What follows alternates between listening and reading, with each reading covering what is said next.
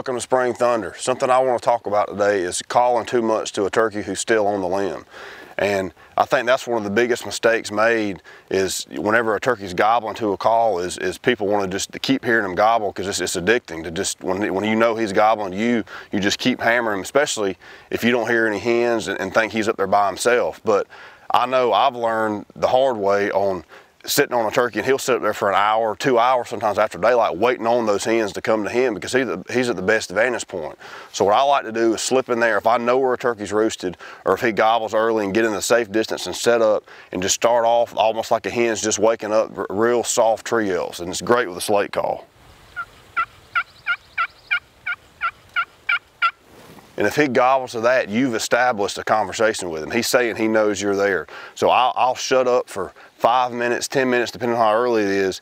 And even if he's still gobbling in the tree, and then I'll get a little more aggressive, letting him know that that hen's kind of up and she's up, standing on the limb, getting ready to fly down.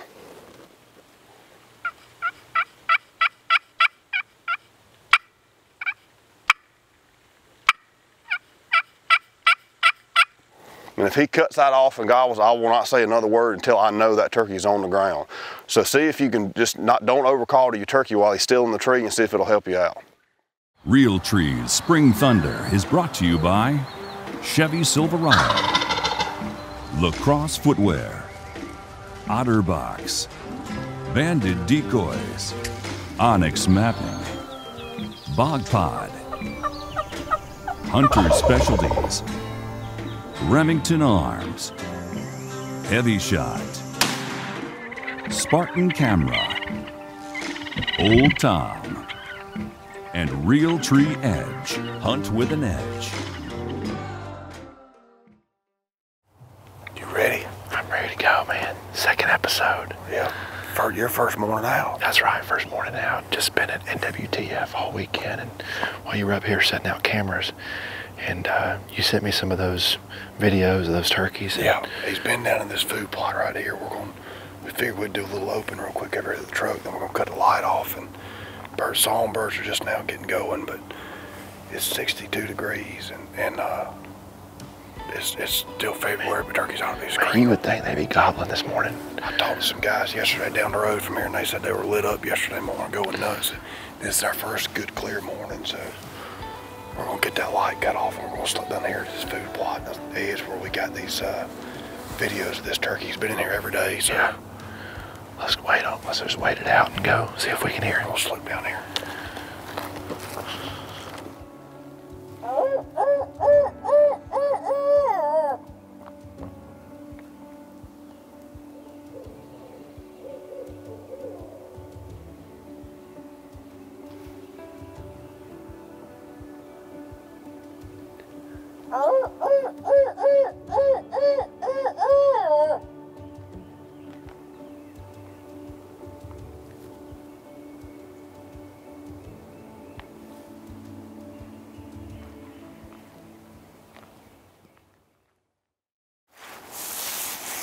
Try not to be too loud because I feel like there's one probably not too far from the You would think with all the sign in here, these birds can't be too far.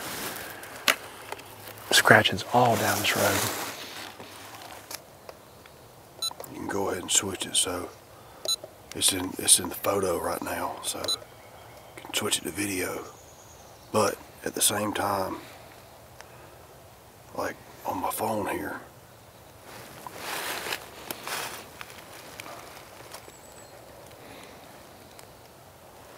camera settings. So I'm gonna leave it in photo mode right now.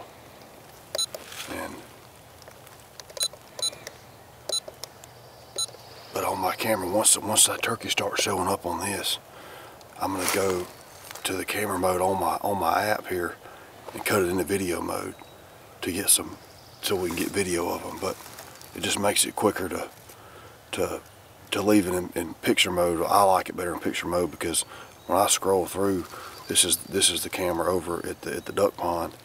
When I scroll through, you don't have to look at all the videos. So, but once we know turkeys are coming in here, we'll be good to go.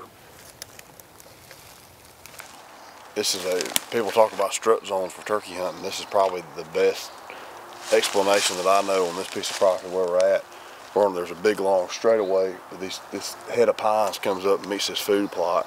And actually, they burnt right over here across the power line this year, which should make it even better this spring. But I think it's between the fact that it's on a little bit of a ridge here, and these turkeys, like I said, they're so visual from a long ways off up and down this road, this straightaway. But it seems like every time you drive by here, there's a turkey within a 30-yard circle of this right here strut, always right here on the edge of this food plot. And obviously it's grown up some over here to where I think, you know, these hens like to nest in this stuff to where they just naturally gravitate, because obviously them gobblers are going to gravitate to wherever the hens are going to be. But we're going to put a camera up here because it's time and time again this is proven just to be a dynamite spot. So going off history, we ought to get some good pictures here. We just pulled up the camera just to see, and man, there's a gaggle of them that have showed up. I mean, a ton of them. I mean, a lot of them. Look at that. Goodness gracious. All over the place. All longbeards right there. And you're going to put me in handcuffs. That's tough to do. We got a good vantage point. Normally we hunt this when turkeys aren't gobbling, we will come here and try to glass this. There's a little bit of a roll in this hill, and it's real thick, so we can get up there and we're going to see if we can just take a peek and look at them. We don't want to bust them, but we're pretty safe, so let's go see if we can take a look.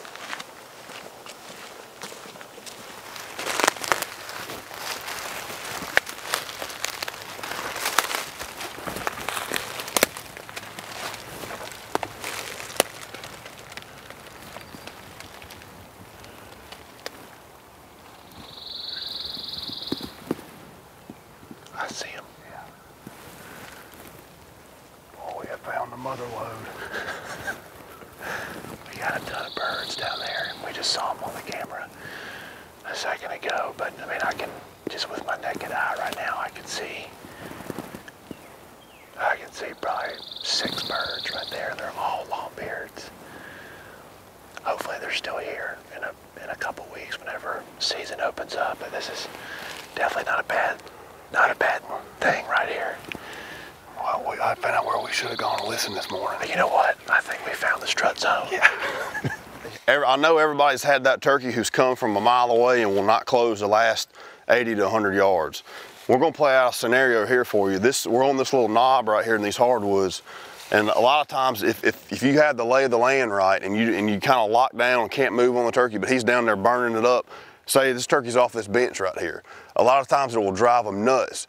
If you've tried going silent, scratching the leaves, everything you've done, it won't work. I like to get up, and like I said, make sure the turkey can't see you, obviously. Get up, and if you just walk in small circles, just like a hen feeding, clucking, feeding around, not paying him any attention, and then just sit down and shut up, that change of direction, that more realism to your calling, knowing a hen's up there feeding around, moving around, a lot of times it drives them crazy, and they'll break and come right to you.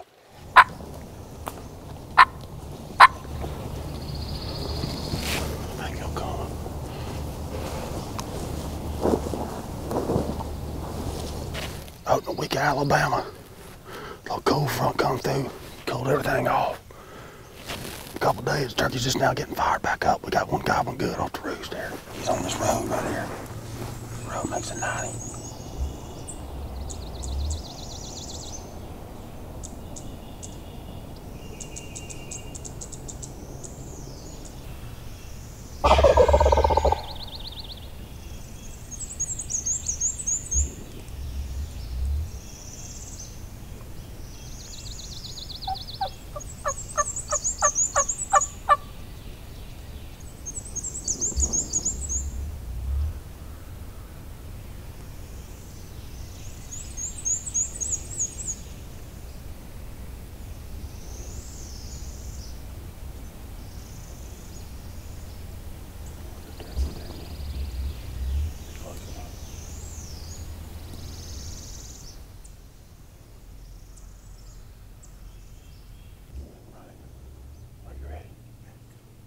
Got him.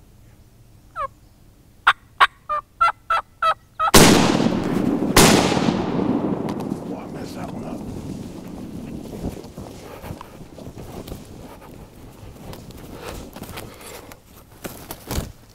I think he's a 4-year-old turkey. Golly, he worked good. He strutted, gobbled, dadgum double beard. Look at that. I'll be dog, I knew he had a good rope on him. And if that turkey's down there and he can hear that and is down there gobbling, I'll even walk around and drag my feet. It just sounds like hens just scratching like a flock up there feeding.